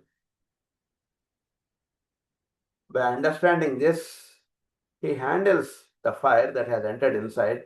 Slowly he pulls or he directs that fire slowly in such a way that it goes outside. That is the way we are supposed to handle a disease. We should never say that one system is different from another system. There is no relation to one system and another system, because all systems are included in our body and this all is working as single unit. No system is working independently. If you say that no sir, all our systems are working independently, then let us think like that and let us consider. If suppose lungs are inhaling and exhaling, if suppose it got angered towards the digestive system or it got angered towards the brain, when lung has called a function in his house, the brain has not come. So it got anger on brain and said that I will not give oxygen to you. Is it happening such a thing in our body? No. The same proportion of oxygen it is giving to the brain as before. And bloodstream, blood circulation, it is giving to every part of the body, and it is through blood we are receiving nutrition, oxygen, etc. So no system is working independently. Every system is working with other system, and the whole is enjoyed as a single unit. And when all systems are working in harmonious way, ఎక్కడ కూడా అది మన ఇబ్బంది పెట్టట్లేదు. దాని పాటికి అది గాలి పీలుస్తూ వదులుతోంది, దేహంలో అంతా కూడా మనకు గాలి పెడుతోంది, అన్ని భాగాలకి అంత చక్కగా ఆక్సిజనేషన్ చేస్తోంది. అలాగే న్యూట్రిషన్ అనేటువంటిది అన్ని దేహ భాగాలకి అది సప్లై చేస్తోంది చక్కగా, ఇదంతా చక్కగా చేస్తోంది. సో అది ఎక్కడ కూడా వేరే వాటిని ఎక్కడ కూడా నేను ఇంత పని చేస్తున్నాను డిస్టర్బ్ చేయట్లేదు, ఎక్కడ కూడా చేస్తున్నటువంటి పని ఆపట్లేదు. అది చక్కగా అలా చేసుకుంటూ వెళ్తాం. అంటే ఎక్కడ కూడా మనని ఎక్కడ కూడా డిస్టర్బ్ చేయట్లేదు. మనం పడుకున్నప్పుడు మనం పడుకొని ఇస్తాం, మనం ఏదైనా సీరియస్గా ఏదైనా సినిమా చూసుకుంటే సినిమా చూసుకొని ఇస్తుంది, ఎవరితో డిస్కషన్లో ఉంటే డిస్కషన్లో ఉండని ఇస్తుంది. వాటి పాటికి సైలెంట్గా చక్కగా అలా పని చేసుకుంటాం. చక్కగా అసలు ఎక్కడ కూడా మన ఏమీ ఇబ్బంది పెట్టట్లేదు. మనం చక్కగా మన పనులు నిర్వహించుకోవడానికి మన దేహంలో ఉండేటువంటి సిస్టమ్స్ అన్నీ కూడా ఎంతో సహకరిస్తున్నాయి మనకి. ఇవి కొంత మన ప్రమేయంగా జరుగుతున్నాయి, కొంత మన ప్రమేయం లేకుండా ఆటోమేటిక్గా జరుగుతుంది. Some are voluntary and some are automatic. Autonomic nervous system అంటారు దీన్ని. ఆటోమేటిక్గా హార్ట్ కొట్టుకుంటోంది, ఆటోమేటిక్గా లంగ్స్ బ్రీత్ చేస్తోంది, ఆటోమేటిక్గా బ్లడ్ సర్క్యులేషన్ అయిపోతుంది. ఇవన్నీ ఆటోమేటిక్గా జరుగుతున్నాయి చక్కగా. అంటే ఎంతో చక్కగా ఇదంతా కూడా హార్మోనియస్గా జరుగుతుంది. చక్కగా ఒక తాళ లయాత్మకముగా జరుగుతుంది ఇదంతా కూడా. మన యొక్క నర్వస్ సిస్టమ్ కానీ మన యొక్క మొత్తం అంతా కూడా చాలా పర్ఫెక్ట్గా చాలా చక్కగా జరుగుతుంది. అసలు నిజానికి ఒక ఫిజియాలజీను ఎనాటమీ వీటి క్లాస్లో కూర్చుంటే మనకు అర్థమవుతాం, ఇంత సిస్టమ్ మన బాడీలో పెట్టాడు ఆ భగవంతుడు అంటున్నది అర్థం. లేకపోతే మనకి గమనిస్తాం fine, we are fine, we are all fine. So ఎంత సిస్టమ్ పెట్టాడంటే నిజంగా సినాప్స్ అంటాం, దాంట్లో రిలీజ్ అయ్యే కెమికల్ రిసెప్టార్స్ ఏమిటి, అసలు నర్వస్ సిస్టమ్ ఏమిటి, అసలు అదిరిపోతుంది మనకి. ఇంత అద్భుతమైనటువంటి సిస్టమ్ మన బాడీ తయారు చేసి ఇచ్చాడు భగవంతుడు అంటారు. ఇంత పర్ఫెక్ట్గా అంటే ఎవడో కూడా దానికి ఇది లేకుండా భగవంతుడు ప్రతి యూనిట్ను కూడా ఎంత అద్భుతంగా ఇచ్చేసాడంటే మానవుడికి మొత్తం అంతా తయారు చేసేసి ఒక ఫ్లాట్ని మొత్తం అంతా ఇంటీరియర్స్ అన్ని చేసేసి ఫ్రిడ్జ్లు గిజ్జులు అన్నీ కూడా పెట్టేసేసి యూ ఎంజాయ్ దిస్ హౌస్ అని చెప్పి కీస్ మన చేతికి ఇచ్చాడు. ఫుల్ లేటెస్ట్ టెక్నాలజీతో కూడుకున్నటువంటిది. అంటే ఏఐ ఇప్పుడు వచ్చింది, ఏ కూడా అందనటువంటి రహస్యాలు మన బుర్రకు అందేటువంటి విధానంలో మనం పెట్టేశాడంటే చూడండి భగవాన్. ఏం తయారు చేశాడు కానీ మానవుడిని ఏఐ తయారు చేయలేదు కదా. So human brain is such a way that is beyond our imagination. అంత అద్భుతమైనటువంటి సిస్టమ్స్ భగవంతుడు ఇచ్చాడు. ఇదంతా కూడా ఒకదానితో ఒకటి అనుసంధానం చెంది ఇది వర్క్ చేస్తున్నాయి. ఏది కూడా సపరేట్గా ఇండిపెండెంట్గా ఇండివిజువల్గా పని చేయట్లేదు. సో ఒకదానికి ఇబ్బంది వచ్చిందంటే వేరేవన్నీ కూడా దానికి ఏర్పడినటువంటి ఇబ్బందిని తొలగించడానికి ఒక పని చేస్తున్నాయి. ఉదాహరణకి స్టమక్కి డిస్టర్బెన్స్ వచ్చిందండి, మనం ఏం చేస్తాం, ఆ రోజు నెమ్మదిగా ఆహారం తీసుకోవడం చాలా మినిమైజ్ చేసేస్తాం. ఏదో మజ్జిగ అన్న తినేస్తాం, ఏదో ఇడ్లీ తినేస్తాం, లేదా ఇంకా అది కూడా వద్దనిపిస్తే మజ్జిగ తాగి పడుకుంటాం. సపోజ్ మిగిలిన సిస్టమ్స్ ఏవి దాన్ని సపోర్ట్ చేయలేదు. అదేంటి నువ్వు you should supply every day so and so units of nutrition to my part. No, we won't agree. Immediately you supply అందనుకోండి, స్టమక్ ఏమైపోతుంది అప్పుడు? అలా అయిపోతుంది స్టమక్ పైన. అంతే కదండి. బ్రెయిన్కి నాకు ప్రతిరోజు నువ్వు 100 యూనిట్స్ ఆఫ్ ఎనర్జీ ఇస్తున్నావు. ఈరోజు నాకు కడుపు బాగాలేదు కదా నేను పడుకుంటాను అంటే నాకు ఇవ్వకపోతే అది నా సంబంధం కాదు, నువ్వు ఎఫెక్ట్ అయ్యావు, నీది అది. నాకు ఇవ్వాల్సిన యూనిట్స్ నాకు ఇచ్చేసేయి. నువ్వు డెఫినెట్గా ఆహారం తీసుకో, డెఫినెట్గా ఆ యూనిట్స్ ఆఫ్ ఎనర్జీ నాకు ఇచ్చేసి అని అంటుంది, అనట్లేదు. వెంటనే ఏం చేస్తుంది, దట్స్ ఆల్ రైట్, నేను కూడా నా వర్క్ని మినిమైజ్ చేసేసుకుంటాను అని చెప్పి దాని వర్క్ని మినిమైజ్ చేసేసుకుంటుంది. అలా మొత్తం మిగిలిన అలాగే కాళ్ళు చేతులు ఇవన్నీ కూడా వాటి వర్క్స్ని మినిమైజ్ చేసేసుకుంటారు. మినిమైజ్ చేసేసుకుని that's all right, you take rest, we all support you అంట. అలా మన దేహంలో ఉండేటువంటి అన్ని సిస్టమ్స్ కూడా ఆ రకంగా మనకు సపోర్ట్ చేస్తాయి. మనకంటే లోపల ఉన్నటువంటి ఏ పార్ట్ అయితే దెబ్బపడిందో ఆ పార్టీ సపోర్ట్గా ఆ పార్టీ రికవర్ అవ్వడానికి ఇవన్నీ కూడా సహాయపడతాయి. అంటే ఏమవుతుంది, సహాయపడటం అంటే ఆ పార్టీకి ఎక్కువ ఎనర్జీ సప్లై అయ్యేటట్టుగాను, ఎక్కువ రక్త ప్రసరణ వెళ్ళేటట్టుగాను చేస్తాయి. వీటికి రక్త ప్రసరణ తక్కువగాను ఏ పార్ట్ అయితే ఇబ్బందిలో ఉందో దానికి ఎక్కువ న్యూట్రిషన్, ఎక్కువ రక్త ప్రసరణ చక్కగా వెళ్ళి అది రికవర్ అవ్వడానికి చేస్తుంది. ఇది మన దేహంలో జరుగుతుంది. ఇదే విషయం. ప్రతి పాయింట్ కూడా జాగ్రత్తగా అవగాహన చేసుకోండి. ఎందుకంటే దీన్ని బేస్ చేస్తే every class will run. So ఆ రకంగా మన దేహంలో ఒక సిస్టమ్ దెబ్బపడినప్పుడు మిగిలిన సిస్టమ్స్ అన్నీ కూడా సపోర్ట్ చేస్తారు. సపోర్ట్ చేసి వాటికి కావాల్సినటువంటి రెస్ట్ని తీసుకుని వాటికి రెస్ట్ ఇచ్చి అది చక్కగా రికవర్ అయిపోయిన తర్వాత మళ్ళీ ఇవన్నీ కూడా చక్కగా పనిచేయడం అంటుంటే జరుగుతుంది. సో ఈ రకంగా హెల్త్ అనేటువంటిది మనకి మళ్ళీ ఎస్టాబ్లిష్ చేసి అందిస్తుంది. ఆ రకంగా human body is working very wonderful. అంటే మీరు చూడనటువంటి అద్భుతం అంతా కూడా దేహంలో ఉందండి. ఇంకొక ఎగ్జాంపుల్ చెప్తాను మీకు దేహంలో ఉండేటువంటి అద్భుతం. మనకు మామూలుగా మా అందరికి కూడా తెలుసు లా ఆఫ్ గ్రావిటేషన్ అంటే ఏంటి, క్రిందకి ఎక్కువగా లాగేయడం ఉంటుంది. ఒకటి ఏదైనా పెట్టామనుకోండి కిందకి ఎక్కువ వెళ్ళిపోతుంది, పైకి తక్కువ వెళ్ళిపోతుంది, అంతే కదా. ఒకటి ఏదైనా ఒక ఫౌంటైన్ పెట్టామనుకోండి ఏమవుతుంది, కిందకి ఎక్కువ లాగేస్తుంది. అందువల్ల ఏంటి, ఎక్కువ హైట్ వెళ్ళలేదు, కొంచెం వెళ్ళి ఇలా పడిపోతుంది. So downward pull will be more and upward pull will be less, అంతే కదా. That is called law of gravitation కదా. So if you apply the same principle in our body, so heart is releasing blood. So then blood flow ఒకసారి heart నుంచి బయటకు వచ్చాక if you apply the same law of gravitation, రక్త ప్రసరణ ఎక్కడ ఎక్కువ వెళ్ళాలి, కాళ్ళకి ఎక్కువ వెళ్ళిపోవాలి. అంతేగాని కాళ్ళు కిందకు ఉన్నాయి కదా, కొంచెం బయట రాగానే ట్రైన్ లాగేయాలి కాళ్ళకి బ్లడ్. బ్రెయిన్ పైన ఉంది, దీనికి తక్కువ వెళ్ళాలి. కానీ మన హ్యూమన్ ఫ్రేమ్ భగవంతుడు ఎంత చక్కగా ఏర్పాటు చేశాడంటే రక్త ప్రసరణ మనకి బ్రెయిన్కి ఎక్కువ వెళుతుంది, కాళ్ళకి తక్కువ వెళుతుంది. అంటే మన యొక్క ఆర్టరీస్ వాటిని అంత అద్భుతంగా ఆయన బిల్డప్ చేసి ఇచ్చాడు సిస్టమ్. వీటిని బ్రెయిన్ని పైన పెట్టాడు, కాళ్ళు కింద పెట్టాడు. కాళ్ళు కింద ఉన్నాయి కాబట్టి ఇలా గ్రావిటేషన్ ప్రకారంగా కాళ్ళకి ఎక్కువ రక్త ప్రసరణ వెళ్ళిపోతుంది అంటున్నది కాదండి. కాళ్ళకి తక్కువ వెళుతుంది, బ్రెయిన్కి ఎక్కువ వెళుతుంది. ఇలాంటి అద్భుతాలు మన దేహంలో ఎన్నో చేశాడు భగవంతుడు. అంటే హ్యూమన్ బాడీ ఆ రకమైనటువంటి విధానముగా సృష్టింపబడింది. మానవుడు తనకి తాను ఏర్పాటు చేసుకుని ఫ్రేమ్ చేసుకుని, మనం ఒక సెల్ ఫోన్ కొనుక్కుంటే మన ఫ్రేమ్, మనం దాని ర్యామ్ ఎంత, దాని మెమరీ ఎంత, ఇవన్నీ మనం సెట్ చేసుకుని మనం కొనుక్కుంటాం.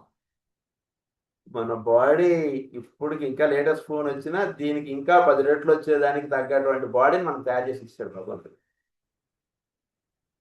అందువల్ల ఏంటంటే ఈ బాడీ, ఈ ఆర్టరీస్ వాటిల్లో బ్లడ్ ఫ్లో అంటున్నది ఎంత blood flow to the brain వెళ్ళాలో పర్ మినిట్ అంత వెళ్తుంది, ఎంత కాళ్ళకి వెళ్ళాలో అంతే వెళుతుంది. It is not same, please remember, please understand.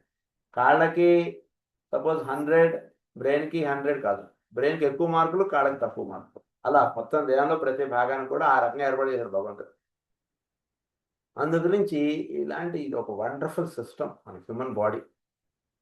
ఈ బాడీలో ఏదైనా ఒకటి ఇంత వండర్ఫుల్ సిస్టమ్ని తయారు చేసి ఇచ్చినప్పుడు దీంట్లో ఏదైనా సరే ఒక చిన్న తేడా వచ్చినప్పుడు సిస్టంలో ఒక పర్ఫెక్ట్ మ్యూజిషియన్స్ ఉంటారు. వాళ్ళు లైవ్ కన్సర్ట్ ఇస్తున్నప్పుడు మనం చూస్తే ఒక 10 మంది ఏదో వైలిన్ వాయిస్తుంటారు, ఇంకొకటి ఏదో డ్రమ్ వాయిస్తుంటారు, ఇంతమందిని వాయిస్తుంటారు. అప్పుడు పాట పాడేవాడు పాట పాడుతుంటాడు.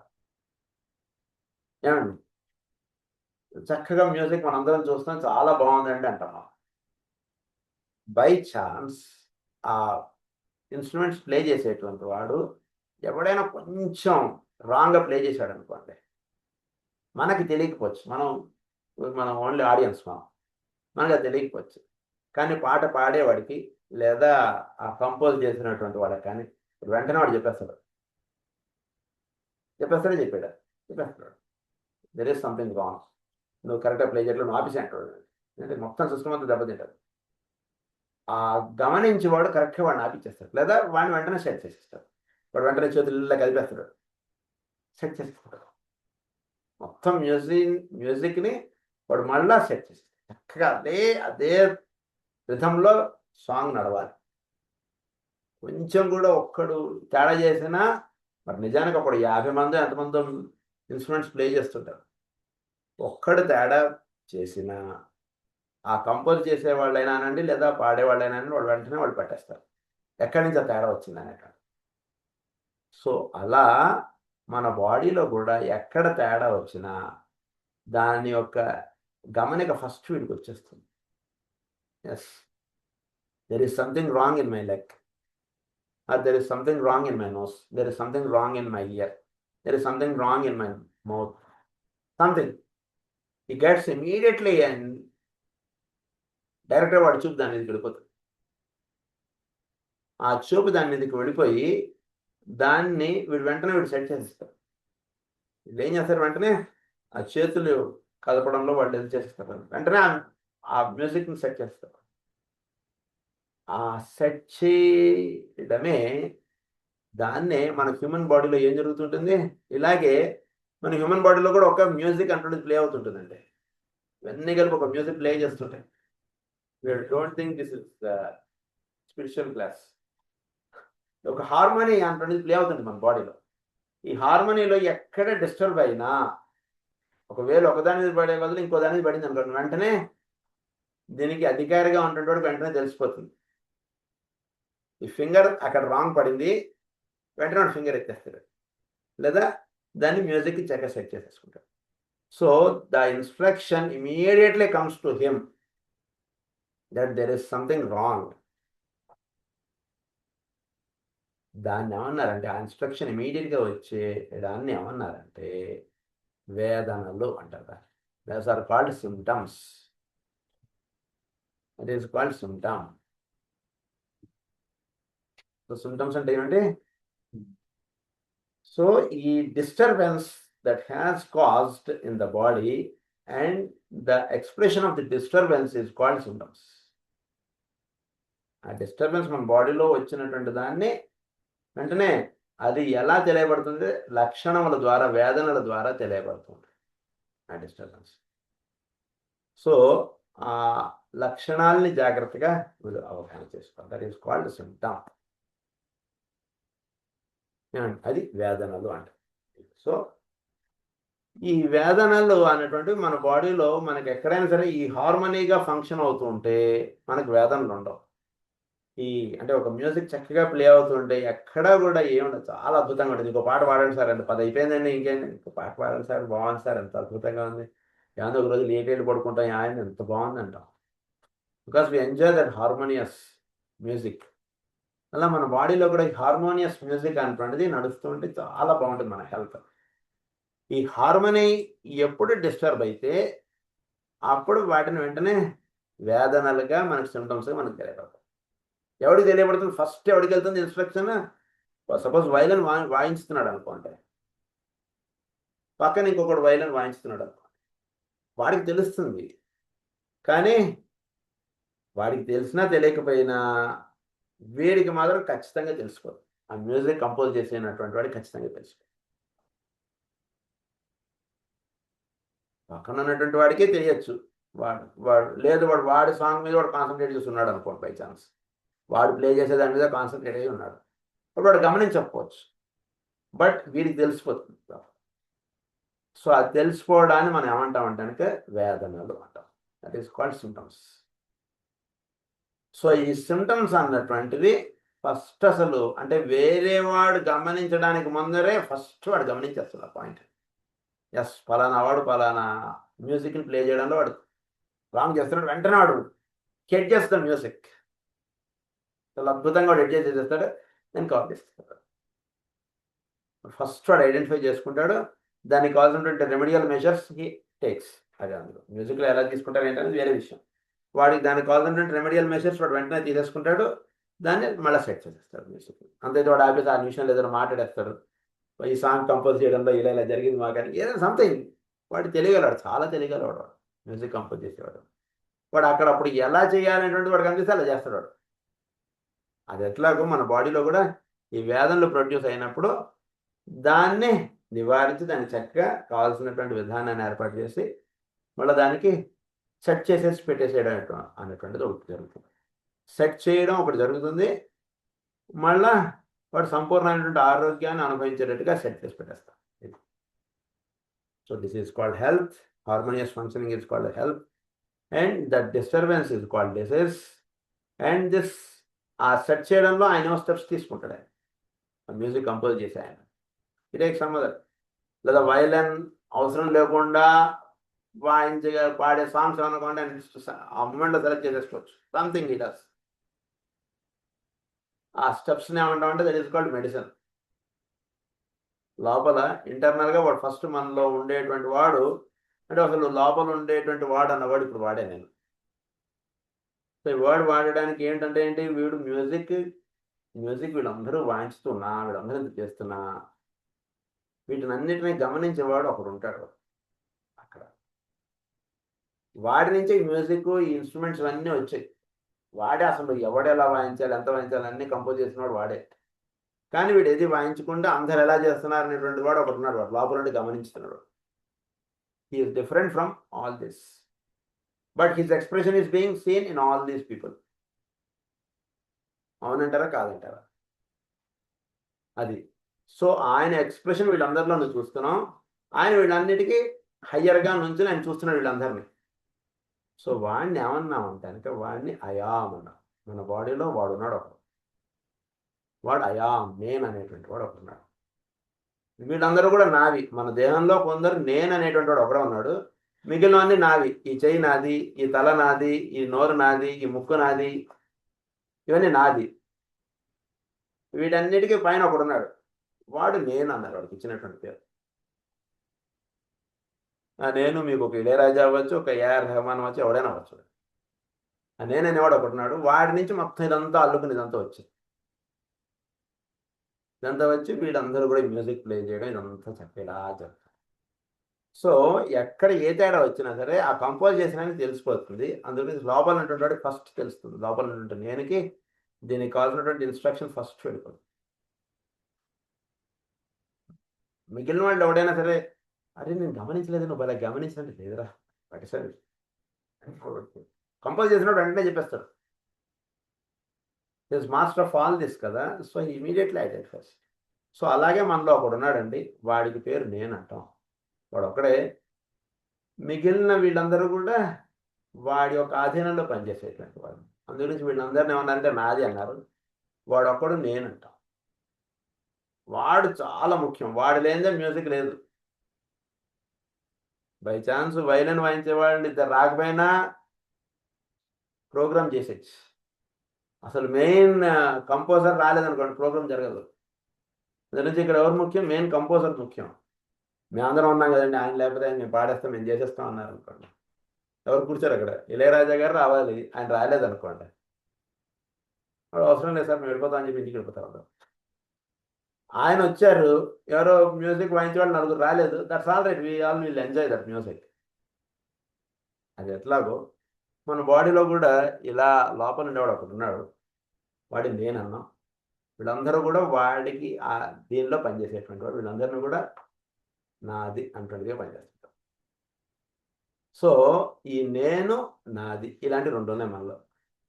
నా కడుపు, నా నా నా నా అని వాడుతుంటాం. నేను అనేది వాడిది ఒకటే, మిగిలిన నావి చాలా ఉన్నాయి, నేను అనేవాడు ఒకటే. సో హ్యూమన్ బాడీలో ఇవి రెండు ఉన్నాయి మనలో. నేను అనేటువంటిది ఒకటి ఉంది, నాది అనేటువంటిది ఒకటి. సో మీరు క్లాసిఫికేషన్ దాంట్లో నాది అని అనిపించేవన్నీ ఒక పక్క రాస్తారు, నేను అనిపించేవన్నీ ఒక పక్క రాస్తారు. నా మనస్సు అన్నాం, అక్కడ దాకా నా దాంట్లోకి వచ్చేసింది. నా మనస్సుకి పైన ఇంకెవడో ఉన్నాడు, నా బుద్ధి. నా బుద్ధి సరిగ్గా పనిచేయట్లేదు అంటే నా బుద్ధి అక్కడ కూడా కాదు, ఇప్పుడు ఇంకొకటి పైన కూడా. సో హ్యానిమన్ గారు అంత డెప్త్కి వెళ్ళి ఆలోచించారు, అది మీరు గమనించాల్సింది. హ్యానిమన్ గారు అంత డెప్త్లోకి వెళ్ళి ఆలోచించారు. అంటే ఎంత మహానుభావుడు అయితే అంత డెప్త్లోకి వెళ్తారు. మెడిసిన్ తలనొప్పి ఉంది, తలనొప్పికి ఒక మందు కనుక్కొని ఇచ్చేస్తే అయిపోతుంది. మా అయితే హోమియోపతిలో అయినా అక్కడ ఎవడో లోపల ఉన్నాడు, వాడి దగ్గర దాకా అంత అర్థం చేసుకున్నారు ఆ సిస్టమ్ని. అంటే అసలు హ్యూమన్ బాడీని చక్కగా అవగాహన చేసుకోకుండా వాడి యొక్క హెల్త్ని కానివ్వండి, వాడిని హ్యాండిల్ చేస్తామంటే ఎంతమంది correct. First what is he అంటుంది ఫస్ట్ పర్ఫెక్ట్గా అండర్స్టాండ్ చేసుకోవాలి. Should understand him perfectly. అప్పుడు వాడిని మీరు ఒక ఇంజనీర్ ఉన్నాడు, వాడు మొత్తం దానిలో ఉండేటువంటి అన్ని వాడికి అవగాహన చేసుకున్న తర్వాత అప్పుడు ఏదైనా ప్రాబ్లం వస్తే వాడు దానికి కావాల్సినటువంటి సొల్యూషన్ చెప్పంటే దట్స్ ఫైన్. వాడికి సరిగ్గా అవగాహన లేకుండా దాని సొల్యూషన్స్ అవి చెప్తున్నాడు అనుకోండి, ఎక్కడి నుంచి వైర్ ఎటు పెడితే ఏమైపోతుందో తెలియదు మనకు. అట్లా గురించి హనుమాన్ గారు ఏం చేశారంటే నా మనస్సు, నా బుద్ధి వీటన్నిటికీ పైన ఒకడు ఉన్నాడండి, వాడు నేను. అక్కడ దాకా వెళ్ళిపోయారు హనుమాన్ గారు. అక్కడ దాకా వెళ్ళిపోయి అక్కడ దాకా ఉన్నటువంటి విషయాలు అన్నిటినీ ఆయన స్టడీ చేశాడు మొత్తం. ఇంత స్టడీ చేసి ఇచ్చాడు ఆయన హోమియోపతి అంటున్నది. సో ఇది హనుమన్ గారు ఇంత అద్భుతంగా ఆయన స్టడీ చేసి ఇన్ని రహస్యాలు ఆయన వైద్య శాస్త్రంలోకి తీసుకొచ్చారు. ఇదంతా కూడా పక్కా సైంటిఫిక్గా తీసుకొచ్చారు, కానీ ఒక స్పిరిచువల్ ఒక ఆధ్యాత్మిక క్లాసు అంటున్నది ఆయన చెప్పలేదండి. ఇది కూడా అంతా కూడా పర్ఫెక్ట్ సైంటిఫిక్గా తీసుకొచ్చారు ఆయన అంతా కూడా. సో ఆ రకంగా వ్యాధి అనేటువంటి దాని గురించి అలా ఆయన చెప్పుకొచ్చారు. అసలు ఫస్ట్ డిసీజ్ అంటే ఏమిటి అంటే కనుక ఈ బాడీలో ఏర్పడినటువంటి డిస్టర్బెన్స్ని, బాడీలో ఫస్ట్ ఒక డిస్టర్బెన్స్ స్టార్ట్ అవుతుంది. అక్కడ ఆయన మ్యూజిక్ తప్పు ప్లే చేశాడు అన్నా, ఎందుకు అక్కడ తప్పు ప్లే చేశాడు అన్నటువంటిది నెక్స్ట్. అసలు ఫస్ట్ అక్కడ ఒక డిస్టర్బెన్స్ అన్నటువంటి స్టార్ట్ అయ్యింది. ఎందుచేత ఎప్పుడు నేను తర్వాత చెప్పుకోను. సో ఆ డిస్టర్బెన్స్ ఫస్ట్ నేను ఐడెంటిఫై చేశాను కదా, దాన్ని ఏమన్నా అంటే దాని సిమ్టమ్స్ అన్న. ఇది సిమ్టమ్స్, ఇది హెల్త్, తర్వాత నేను నాది, వీటి గురించి మనం చెప్పుకున్నాం. మనం నెక్స్ట్ క్లాస్లో మనం డిసీజ్ అంటే ఏమిటి, వీటి రహస్యాలు, ఇంకా దీనిలో ఉన్నటువంటి వీటన్నిటికీ ఇలా చెప్పుకుంటూ వెళ్తాం. స్టెప్ బై స్టెప్ అసలు ఇలా వెళ్తాం మనం చక్కగా. మీకు ఇప్పుడు ఏమైనా సందేహాలు ఉన్నా ఈరోజు చెప్పుకున్నటువంటి దాంట్లో మీరు అడగవచ్చు. నాన్న ఇప్పుడు అన్మ్యూట్ చేస్తున్నాను అందరినీ. తర్వాత వేరే విషయాలు ఏమైనా అడుగుదాం అనుకుంటే అవి అడగచ్చు, ప్రాబ్లం లేదు. కానీ ఫస్ట్ ఈరోజు క్లాస్లో ఏమైనా సందేహాలు ఏమైనా ఉంటే ఫస్ట్ అడిగేసేయండి. అప్పుడు మిగిలిన విషయాలు హోమియోపతి పరంగా ఏమైనా సందేహాలు ఉంటే అవి అడగచ్చు, ఏం ప్రాబ్లం లేదు. మనకు ఒక 5 నిమిషాలు టైం ఉంది. ఇంకా నుంచి సందేహాలు ఏమైనా ఉంటే అవి అడిగేస్తే మనం క్లాస్ 9 కల్లా క్లోజ్ చేసేస్తాం. ఎవరైనా సందేహాలు ఉంటే అడగచ్చు.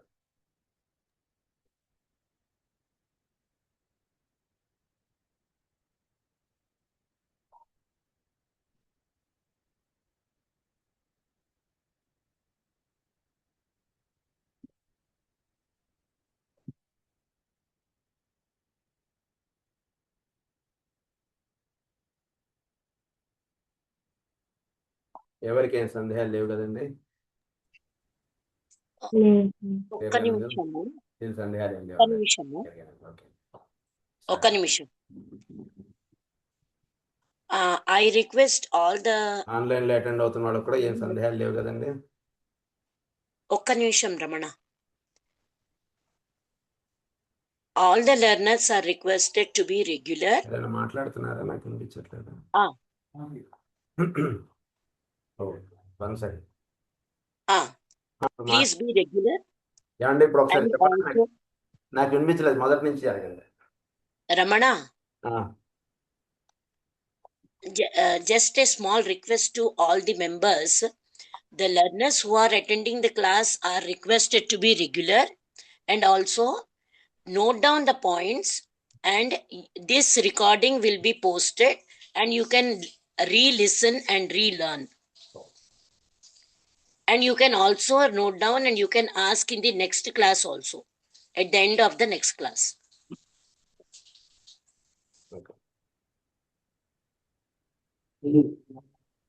క్లియర్ గానే ఉందండి, డౌట్స్ ఏమీ లేవు. ఓకే, రికార్డ్ చేసుకుంటున్నాం అండి, రాసుకుంటున్నాం. సరే సరే, థ్యాంక్ యూ. ఓకే.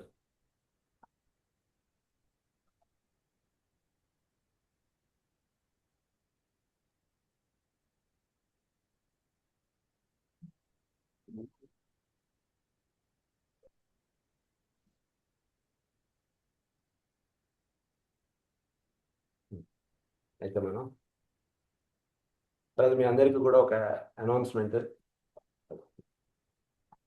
హలో, చెప్పండి. నమస్కారం రమణ గారు, మూర్తినండి, విశాఖపట్నం నుంచి.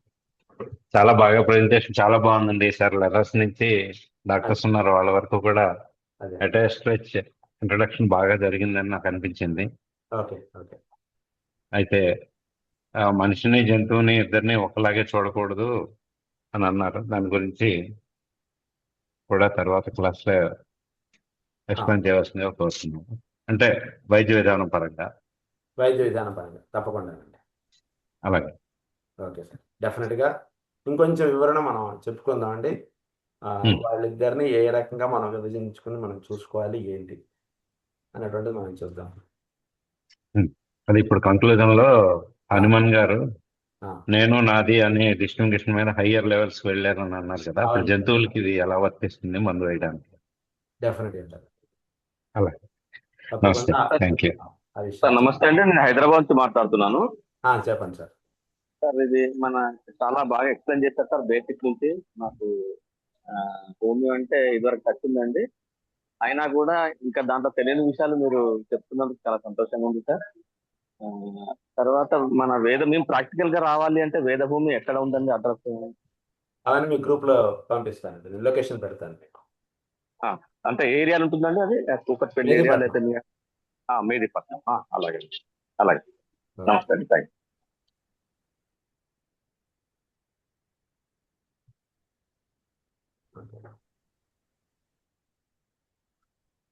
తర్వాత మనకి ఏప్రిల్ 10th డాక్టర్ శామ్యూల్ హ్యాన్మన్ గారి జన్మదినోత్సవం.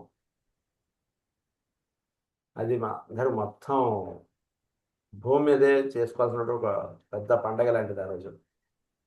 నేను భూమి మీద నుండి మానవ జాతికి ఆయన వైద్య శాస్త్రాన్ని ఒక నూతన కోణాన్ని ఆవిష్కరించి ఇచ్చారు మనకి. అందు గురించి దాన్ని మన వరల్డ్ హోమియోపతి డేగా మనం అందరూ కూడా చేసుకుంటారు రోజు. మనం అందరం కూడా హోమియోపతి నేర్చుకోవడానికి మనం అందరం కూడా ఉత్సాహంగా ఉన్నాం. మనందరం కూడా ఆ రోజు ఒక పెద్ద పండుగ చేసుకుందాం హైదరాబాద్లో. అందు గురించి ఏ ప్రాంతంలో ఉన్న వాళ్ళు ఎవరైనా సరే ఆ రోజు హైదరాబాద్లో జరగబోయేటువంటి కార్యక్రమానికి తప్పకుండా రండి. ఆ డీటెయిల్స్ నేను గ్రూప్లో షేర్ చేస్తాను. మీకు ఇంత ముందుగా ఎందుకు చెప్తున్నానంటే దూర ప్రాంతాల వాళ్ళు ఉండొచ్చు, లేదా సెలవులు ఉండొచ్చు, ఉండకపోవచ్చు. అందుకు ముందుగా చెప్తే ప్లాన్ చేసుకుంటారని చెప్తున్నాను. ఈ సంవత్సరం మాస్టర్ ఈకే శతజయంతి ఉత్సవాల సందర్భంగా మనం డాక్టర్ శామ్యూల్ హ్యాన్మన్ గారిది జన్మదినోత్సవాలు 2 రోజులుగా మనం చేసుకుంటాం, ఏప్రిల్ 10, 11. అందు నుంచి 2 రోజులు కూడా హైదరాబాద్లో ఉండేటట్టుగా మీరు అందరూ కూడా తప్పకుండా రండి. ఆయనకి మనం మనందరం కూడా భక్తిగా ఆయన కాళ్ళ దగ్గర పూలు పెడితే చాలా అద్భుతమైనటువంటిది. ఎందుకంటే కనుక ఆయన ఎంతో మహానుభావులు, వైద్యశాస్త్రానికి ఇచ్చినటువంటి ఆయన అద్భుతమైనటువంటి రహస్యాలు ఆయన అందించారు. అందు నుంచి అందరూ కూడా తప్పకుండా రావడానికి ప్రయత్నం చేయగలరని చెప్తున్నాను. మీకు ఇన్విటేషన్ ఇది నేను గ్రూప్లో పోస్ట్ చేస్తాను, అందరూ కూడా తప్పకుండా చూడండి, రావడానికి ప్రయత్నం చేయండి. ఇప్పుడు మనం స్వస్తి స్వస్తి ప్రజాభ్యః పరిపాలయంతాం న్యాయేన మార్గేణ మహీం మహీషాః గోబ్రాహ్మణేభ్యः శుభమస్తు నిత్యం. లోకాః సమస్తాః సుఖినో భవంతు. లోకాః సమస్తాః సుఖినో భవంతు. లోకాః సమస్తాః సుఖినో భవంతు. ఓం శాంతి శాంతి శాంతి.